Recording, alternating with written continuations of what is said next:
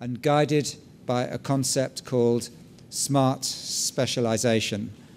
Well, there's a much better geographer than me in the room, but I think the word smart specialization can be quite easily replaced by the word specialization without losing any of its meaning.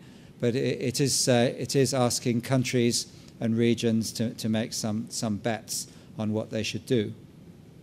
And then finally, the line of action, a single innovation market, meant progress on the EU patent, which finally, after many, many years, does seem to be happening, revised regulation and standardization systems, and a much more active use of public procurement as a driver for innovation. That's something I could speak on for a long time, as it's my own research area, but I shan't today. Now, what do these lines of action mean for small countries like Malta? As you heard in the introduction, I was scientific coordinator of a just finished FP7 project, an open method of coordination network called ERA PRISM, which was led from Malta by the Malta Council for Science and Technology, and which sought to address the specific concerns of the microeconomies of Europe, the sort of 7 smallest countries in which we all included Iceland, and to look at where these research and innovation policies could or should be significant for them. Now, going back to the checklist that we had for the Innovation Union, let's begin with this from idea to market. Now, for a small economy, it's very unlikely that you could contain all the stages from the idea to the market within your economy, which means immediately that you're talking about internationalization. The ideas behind the European Research Area and the mobility of researchers is clearly a desirable goal, but if you have, in the first place, limited facilities and very limited critical mass, it's quite challenging to manage mobility in a balanced way and to ensure that the two-way flow is not disruptive for you. I mean, even in my own university, when we're trying to decide which are our critical areas and how we could defend them, we tend to dismiss areas that we could lose if 1 or 2 key people left. We want to see, let's say, at least 5 key people in an area to say that it's an area of strength. Now, it's very rarely the case in any of the small countries that we were working with that they have a concentration of 5 key people in a technological area. Specialization is, of course, a necessity for small countries, but it's also a risk, as it makes you more vulnerable to sectoral downturns, to unforeseen circumstances, to shifts in competitive advantage to other locations. I mean, Malta shows up very well on some high-tech indicators, but that's because of the location of one electronics company in this country, as I'm sure you well know. So there's a vulnerability there. This initiative has a number of additional governance requirements, and those are probably proportionately more burdensome for small countries, although that is maybe arguable. If we do want to make this work, it is about flows and mobilities, and I think behind the Commission's rhetoric, it's easier to understand these initiatives if you think about them as managing 4 kinds of flows within your economy and beyond it. The flows of people, to make sure that talent is able to find its way to productive application. The flows of finance, which clearly are highly constricted at the moment. The flows of the necessary services for innovation, which includes critically infrastructures. Innovation is very much fostered when the right kind of infrastructures are there to help, particularly young companies. And finally, the flows of knowledge, trying to manage the intellectual property system in a way that it helps rather than obstructs the business of innovation, and also the move of the kind of tacit skills which you often need intermediary organizations to move along. Now let's come to Horizon 2020.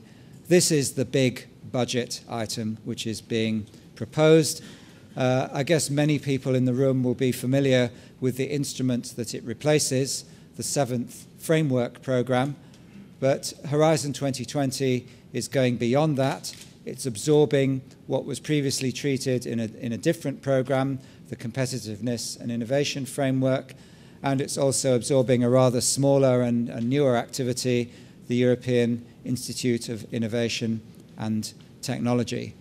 In doing so, the Commission has proposed a 40% budget increase for the period in which it will run, 2014 to 2020, and the proposed budget is 80 billion euros. Now, that is a lot of money. I mean, it's quite hard to get your head around it. It often reminds me of the general in the Pentagon who was complaining about waste and who said, a billion here, a billion there. Sooner or later, you're talking about real money. Well, this is real money. It's our only bet that we can make on technology at a European level, and it's certainly the largest single financial instrument which is controlled at that level. It has three main components, which I'll run through quite quickly. I'll take them slide by slide rather than reading out the list. But just before that, the Commission is obliged to do impact studies before it launches on any initiative. And I'm running slightly ahead of what's officially public knowledge, but I think these things are widely known. The basic rationale they're giving for this program is that Europe has a structural innovation gap. They are using very much the language of the European paradox, an early technological lead, but a failure to develop new products, new processes, and new services.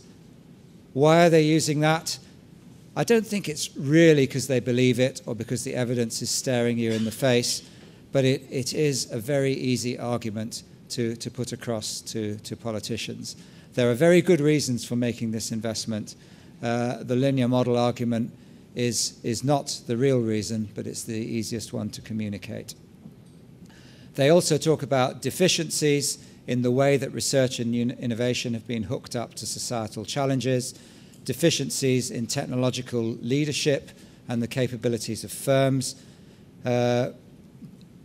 insufficient amounts of excellence in the science base, and insufficient cross-border coordination.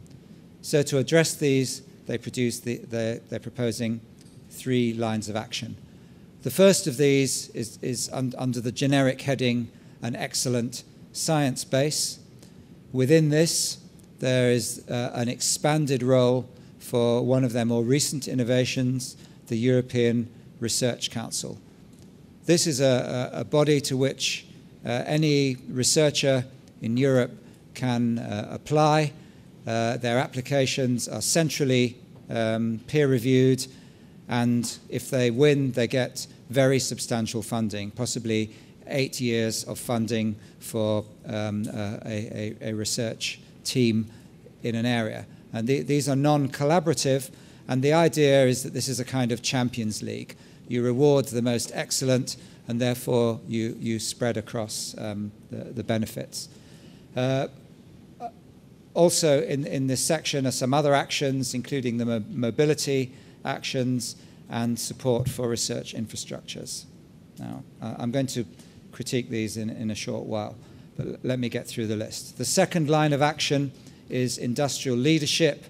This is support for certain key technologies which are seen to be underpinning, and the advisors behind this are very keen to stress the huge investments that are being made in these areas by the Chinese, the Koreans, and increasingly other countries as well.